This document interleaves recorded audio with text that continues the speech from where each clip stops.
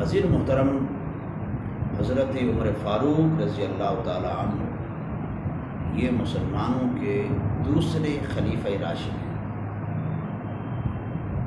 آپ کا نام نامی اسم گرامی عمر ہے اور فاروق یہ آپ کا لقب ہے۔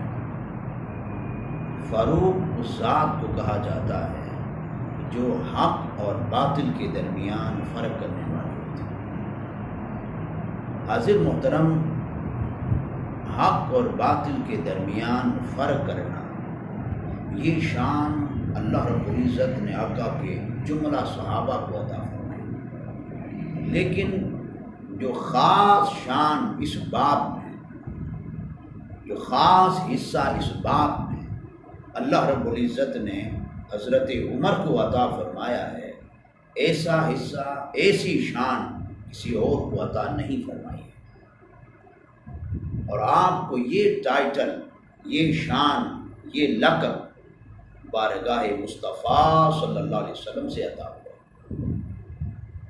حضرت محترم، حق اور باطل کے درمیان فرق کرنے کی یہ جو شان ہے، اس شان سے نہ صرف دنیا والے آپ کو پکارتے ہیں، اس شان کی گواہی نہ صرف دنیا والے دیتے ہیں بلکہ اہل آسماں بھی، یعنی اللہ کے ملائکہ بھی حضرت عمر کو اسی شان سے یاد کرتے ہیں۔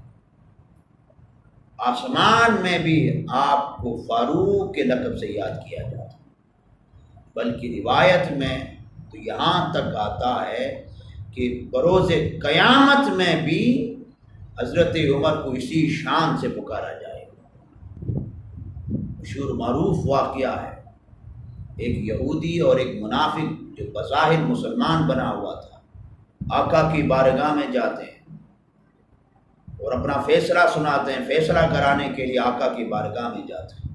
آقا علیہ الصلوۃ والسلام یہودی کے حق میں فیصلہ فرماتے تھے۔ باہر نکلتا ہے منافق جو مسلمان بنا ہوا تھا، وہ کہتا ہے کہ معاذ اللہ مجھے یہ فیصلہ منظور نہیں ہے، ہم عمر کی بارگاہ میں جائیں گے، عمر کے پاس جائیں گے، عمر سے فیصلہ کروائیں گے۔ وہ دونوں حضرت عمر کی بارگاہ میں آتے ہیں۔ یہودی فیصلہ اپنا مدعا بیان کرنے سے پہلے کہتا ہے کہ میں اور یہ آقا کی بارگاہ میں گئے تھے، حضور نے میرے حق میں فیصلہ کیا ہے۔ یہ کہتا کہ میں حضور کے فیصلے کو نہیں مانتا صلی اللہ علیہ وسلم۔ حضرت عمر نے تصدیق چاہی، کیا بات واقعتاً ایسی ہے؟ اس منافق نے کہا ہاں ایسی ہی ہے۔ آپ نے فرمایا ٹھیک ہے، پھر میں تمہارا فیصلہ کرتا ہوں۔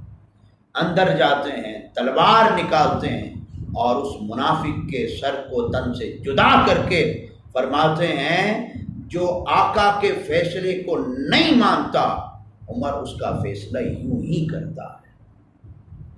ایسی شان عطا کر دی تھی اشداء اور الکفار کے باب میں، جو آقا کا نہیں ہوتا وہ عمر کا نہیں ہوتا۔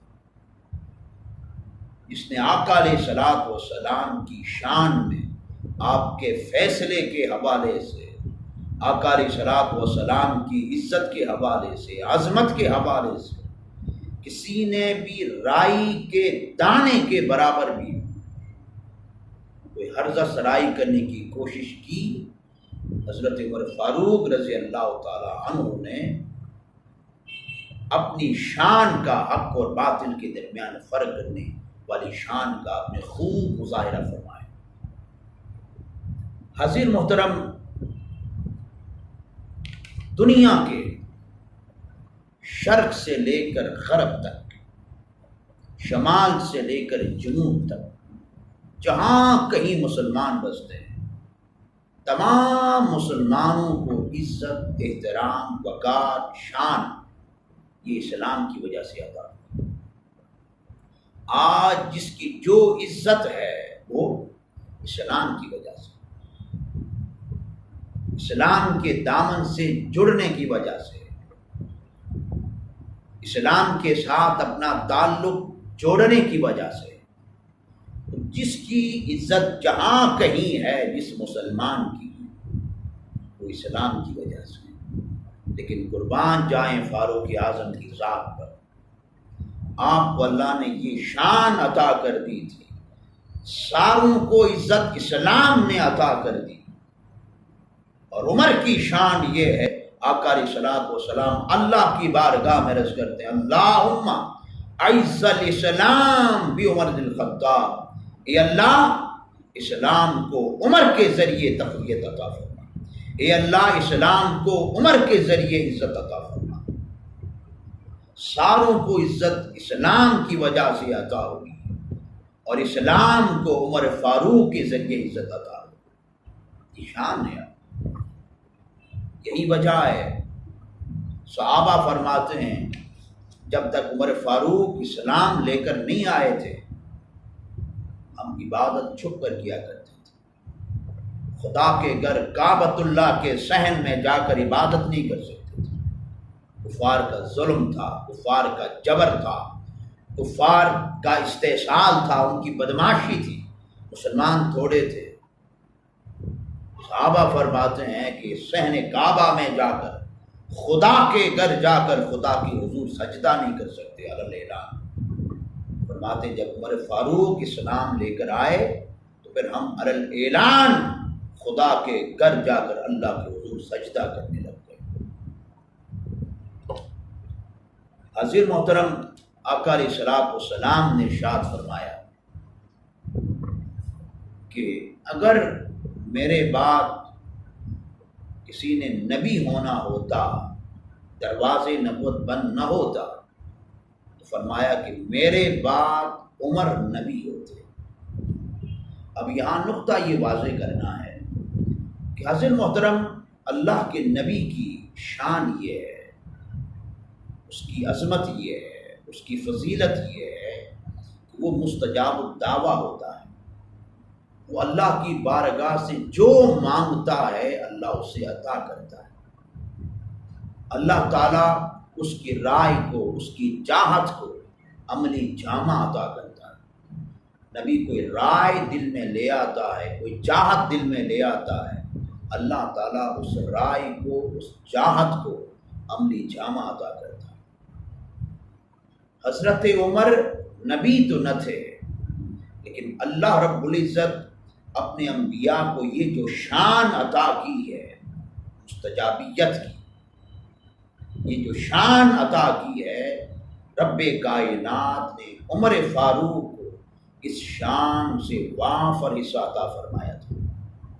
نبی تو نہ تھے، لیکن اللہ نے نبوت کے فیض سے حصہ یہ عطا کیا تھا کہ دل میں چاہت لے آتے ہیں، آرزو لے آتے ہیں، خواہش لے آتے ہیں کہ کاش ایسا ہو جاتا، بس دل میں چاہت، خواہش، آرزو لے کر آتے ہیں۔ رب کائنات عمر کی چاہت کو، عمر کے آرزو کو، عمر کی تمنا کو عملی جامہ پہنانے کے لیے قرآن کی آیتیں اتارتا ہے۔ حضرت عمر فاروق نے ایک مرتبہ مقام ابراہیم کو دیکھ کر آقا کی بارگاہ میں عرض کی، کاش مقام ابراہیم ہمارے لیے جائے مصلی بن جاتا، یعنی جس پتھر پر ابراہیم کے قدم لگے ہیں علیہ السلام، کاش اس پتھر پر ہمیں سر رکھنے کی اجازت مل جاتی، خدا کے حضور سر رکھنے کی اجازت مل جاتی، جائے مصلی بنانے کی اجازت مل جاتی۔ اب یہ خواہش آقا کی بارگاہ میں پیش کی تھی، یہ آرزو حضور کی بارگاہ میں پیش کی تھی، رب کائنات نے قرآن کی آیت نازل فرمائی، فرمایا کہ واتخذوا من مقام ابراہیم مصلی، میرے مصطفیٰ اعلان کر دے جو کوئی یہاں آئے مقام ابراہیم کو مصلی بنا دے۔ حاضر محترم، اللہ رب العزت حضرات انبیاء علیہ السلام کی عزت کا خود تحفظ فرماتا ہے۔ اللہ کی غیرت گوارا نہیں کرتی ہے کہ کوئی نبی کی طرف انگلی اٹھا سکے، نبی کی عزت کی طرف انگلی اٹھا سکے، نبی کے احترام کی طرف، نبی کی صداقت کی طرف، نبی کی عدالت کی طرف انگلی اٹھا سکے۔ اللہ خود جواب دیتا، خود جواب دیتا۔ عمر نبی نہ تھے، لیکن خاص فیض، خاص حصہ حضور کے توسل سے، آقا کے وسیلے سے، حضور کی بارگاہ کی برکت سے عطا یہ ہوا تھا کہ جب آپ نے منافق کے سر کو تن سے جدا کر دیا، وہ ظاہری طور پر تو مسلمان بنا ہوا تھا، جب قتل کر دیا، سر کو تن سے جدا کر دیا، تو شور بپا ہوا کہ لوگ کہنے لگے کہ عمر نے ایک مسلمان کا قتل کر دیا، ایک مسلمان کو مار دیا۔ یہ شور بپا ہوا کہ اللہ کی غیرت کو گوارا نہ ہوا کہ عمر کی شان عدالت پر، عمر کی شان صداقت پر، عمر کی شان عدل و انصاف پر کوئی انگلی اٹھائے۔